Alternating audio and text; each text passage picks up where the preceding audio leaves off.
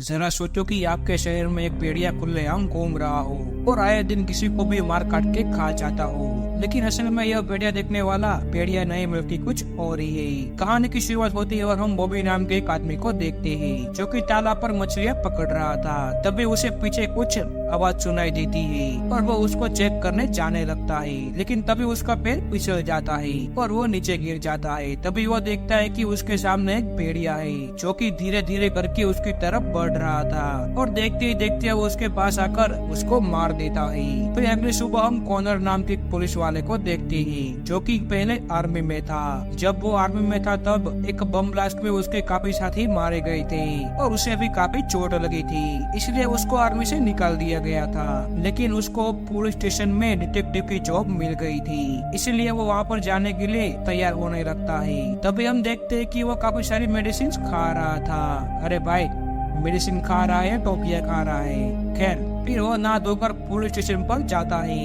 वहाँ पर उसका सीनियर उसको बताता है कि शहर में काफी सारे लोग गायब हो चुके हैं और कल रात ही हमें एक कंप्लेन मिली है कि बॉबी नाम का एक आदमी कल रात पर घर नहीं आया। और वो उसको बॉबी की फाइल देता है और कहता है कि तुम्हें इसके बारे में छानबीन करनी होगी। फिर वो छानबीन करने के लिए जा रहा था, तभी वो उसको रोककर कहता है कि मैं चाहता हूँ कि तुम मेरे बेटे को भी अपने साथ ले जाओ ताकि वो भी तुमसे कुछ सीख पाए, और वो भी उसके लिए हाँ कह देता है। फिर अगले सीन में हम उसके बेटे को देखते हैं जिसका नाम देव था और वो दोनों छानबीन करने के लिए निकल पड़ते हैं और शहर में एक दुकान पर जाते हैं जहाँ पर वो फ्रैंक नाम के एक आदमी से मिलते हैं। फ्रैंक असल में कॉर्नर का खबरी था और वो उसको बॉबी के बारे में पूछने लगता है, लेकिन फ्रैंक कहता है कि मुझे इसके बारे में कुछ नहीं पता। लेकिन वो कॉर्नर को कहता है कि यहाँ पर कुछ गड़बड़ है क्योंकि सब लोग दुकान से सब चीजें खरीद कर ले जा रहे हैं और सभी को किसी बात का डर है। यह बात चली रही थी कि तभी वहाँ पर सेरा नाम की एक लड़की आती है जो कि बॉबी की वाइफ थी और वो भी बॉबी को ढूंढ रही थी। तभी कॉर्नर उसको देखकर कहता है कि मैं पुलिस वाला हूँ और मैं आपके घर पर ही आने वाला था। और वो उसे पूछता है कि तुमने बॉबी को आखिरी बार कब देखा था।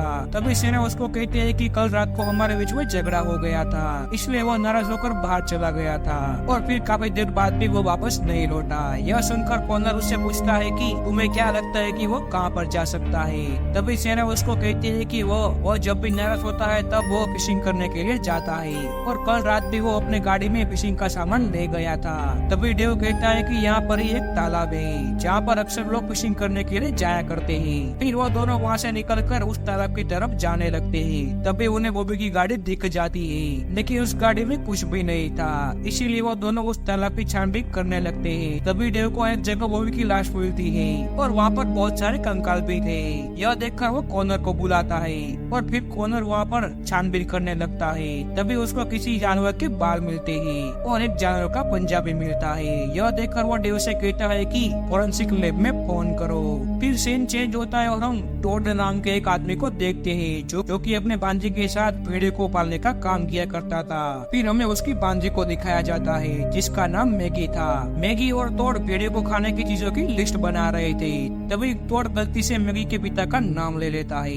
यह सुनकर मैगी काफी इमोशनल हो जाती है और तभी हमें पता चलता है कि मैगी के माता पिता को एक साल पहले किसी जंगली भेड़िए ने उनका शिकार बना लिया था, लेकिन मैगी यह सब भूलकर अपने पिता की एनिमल शेल्टर को चला रही थी। फिर वो लिस्ट के मुताबिक सामानों का ऑर्डर करने लगती है। तभी उसको एक बैग में से उसके पिता का कैमरा मिलता है और वो उस कैमरे को अपना लैपटॉप में कनेक्ट कर देखने लगती है, लेकिन वह देखती है कि उस कैमरे में मेमोरी कार्ड ही नहीं है। और तभी उसको एक कॉल आता है और वो कॉल और किसी का नहीं बल्कि कॉर्नर का ही था।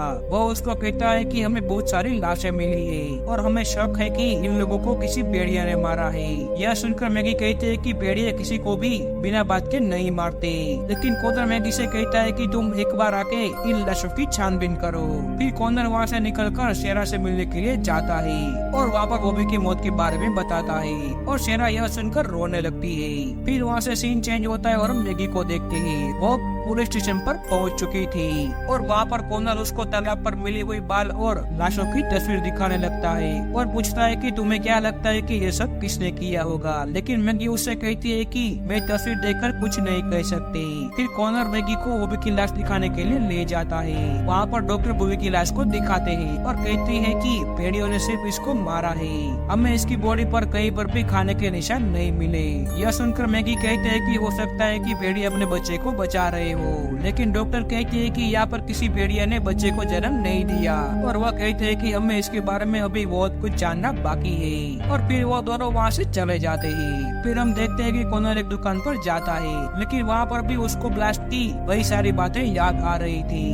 अगले दिन डेव उसके पिता के साथ बैठा हुआ था। तभी वहाँ पर कॉनर आकर उस तालाब के पास की तस्वीरें दिखाता है और कहता है कि हमें शहर में कर्फ्यू लगा देना चाहिए, क्योंकि एक भेड़िया खुलेआम रात में घूम रहा है। यह बात सुनकर उसके सीनियर को भी उसकी बात ठीक लगती है और वो न्यूज के जरिए सब लोगों के पास कर्फ्यू की मैसेज पहुंचा देता है। तभी हम एक होटल रूम में मैगी को देखते हैं, जो कि टॉड को फोन करके उस पूरी घटना के बारे में बताती है। यह बात सुनकर टॉड काफी घबरा जाता है और वो मैगी से कहता है कि तुम रूम से बाहर मत निकलना, मैं तुमसे मिलने के लिए आ रहा हूँ। और वो अपनी गाड़ी लेकर वहाँ पर जाने के लिए निकल पड़ता है। इसी बीच डॉक्टर कॉनर को फोन लगाती है और उसे कहती है कि यह किसी पेड़े का काम नहीं लगता, क्योंकि इनकी खोपड़ियों को बुरी तरह कुचला गया है। यह जरूर किसी इंसान का काम है। इतना कहकर वो फोन रख देती है। तभी टॉड भी मैगी की होटल पर पहुंच चुका था। मैगी टॉड को परेशान देखकर पूछती है कि क्या हुआ है। तभी टॉड उसके सामने एक पुरानी किताब रखता है और कहता है कि तुम्हारे माता पिता को जंगली भेड़ियों ने मार दिया था। उन्होंने मुझसे कहा था कि तुम्हें इन सब से दूर रखूं, लेकिन अब मुझे तुम्हें इस सब के बारे में बताना ही होगा। और वो किताब खोलकर मैगी को सब कुछ समझाने लगता है और कहता है कि यह जंगली भेड़िया हमें से ही कोई एक है, क्योंकि यह रात में अपने रूप में आ जाते हैं और देर होते ही इंसानों के जैसे दिखने लगते हैं। और यह बात सुनकर मैगी कॉनर को फोन लगाती है और उसे मिलने के लिए होटल पर बुलाती है। और थोड़ी देर बाद कॉनर भी वहाँ पर पहुँच जाता है। वहाँ पर टॉड और मैगी मिलकर कॉनर को जंगली भेड़ियों के बारे में बताने लगते हैं और टॉड उसे कहता है कि इससे बचने का एक ही उपाय है और वो उपाय है कि हमें उस जंगली भेड़िए को जल्द से जल्द मारना होगा। और कॉनर भी उसकी बात मान लेता है और उसके साथ देने का वादा करता है। फिर अगले सीन में हम कॉनर को उसके घर पर देखते हैं, जहाँ पर वो बहुत सारे मेडिसिन लेकर बैठा हुआ था, लेकिन तभी अचानक से उसको दौरे पड़ने लगते हैं और हमें पता चलता है कि वो जंगली भेड़िया और कोई नहीं बल्कि कॉनर ही है। जब वो धमाका हुआ था तब एक जंगली भेड़िया ने पीछे से आकर उसको काट लिया था और इसी की वजह से वो भी एक जंगली भेड़िया बन गया था।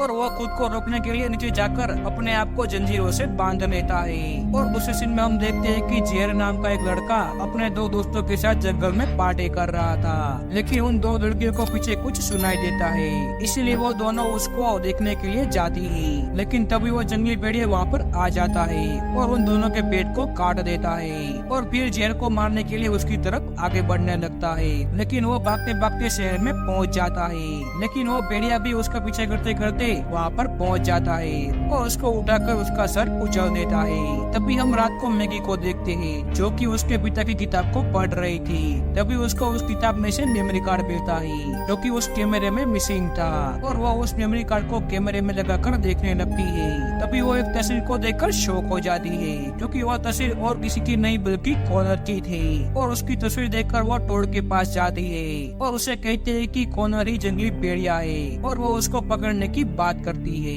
लेकिन टॉड उसे कहता है कि मैंने तुम्हारे पिता से वादा किया था कि मैं तुम्हें इन सब में नहीं घुसने दूंगा, और वो उसको रूम में बेच देता है। लेकिन वह खुद चुपके से जंगल में भेड़िए को मारने के लिए पहुंच जाता है, लेकिन वह जंगली भेड़िया पीछे से आकर उस पर हमला कर देता है, वो उसको मार देता है। फिर जब सुबह होती है तब हम देखते हैं कि कॉनर तब पुलिस स्टेशन पर होता है और तभी वहाँ पर उसका सीनियर आकर उसको एक और मौत के बारे में बताता है। यह सुनकर कॉनर भी उसके साथ जाने लगता है। फिर हम मैगी को देखते हैं, जो कि टॉड को उठाने के लिए जाती है, लेकिन वो दरवाजा नहीं खोलता और यह देखकर वो समझ जाती है कि वो अकेला ही जंगली भेड़िया को मारने के लिए निकल गया होगा।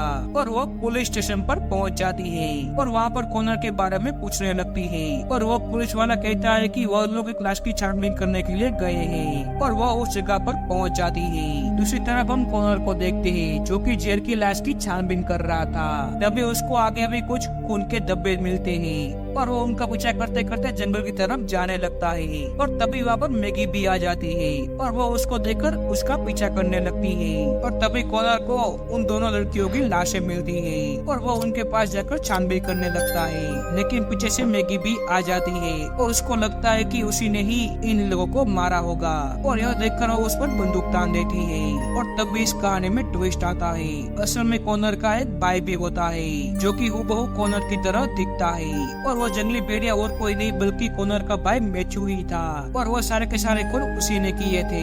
और सुबह होने की वजह से वो भी इंसानों के रूप में आ गया था और वो कॉनर को मिलने के लिए पुलिस स्टेशन पर जाता है जहाँ पे डेव था और वो डेव को अपने भाई के बारे में पूछने लगता है। लेकिन डेव मैथ्यू की हालत देखकर समझ जाता है कि कुछ गड़बड़ है, इसीलिए वो एक पुलिस ऑफिसर को अपने पिता के पास भेजता है और उनको बुलाने के लिए कहता है और वो पुलिस ऑफिसर को उसके पिता को बुलाकर ले आता है। लेकिन मैथ्यू यह देखकर डर जाता है और डेव को चाकू की नोक पर रख लेता है। और उसी तरफ हम मैगी को देखते हैं जो कि कॉनर को उस पर गन तान कर बैठे हुए थे, लेकिन वो वहाँ पर गोली नहीं चला पाती और वहीं पुलिस स्टेशन पर डेव के पिता मैथ्यू पर गोली चला देते हैं और वो वहाँ पर मर जाता है। और इस घटना के 3 महीने बाद हम देखते हैं कि मैगी अभी भी अपने पिता की उस किताब को सोल्व करने में लगी थी। तभी उसको कॉनर का फोन आता है और वो उसको कहता है कि हमें एक और लाश मिली है जिसको जंगली भेड़िया ने मारा है। जो सुनकर वो भी शॉक हो जाती है और हम देखते हैं कि वो जंगली भेड़िया और कोई नहीं बल्कि मैगी के अंकल थे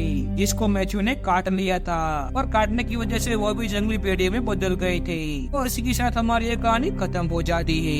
अगर वीडियो पसंद आई हो तो लाइक कर देना और चैनल को भी सब्सक्राइब कर देना। मिलते हैं अगली वीडियो में।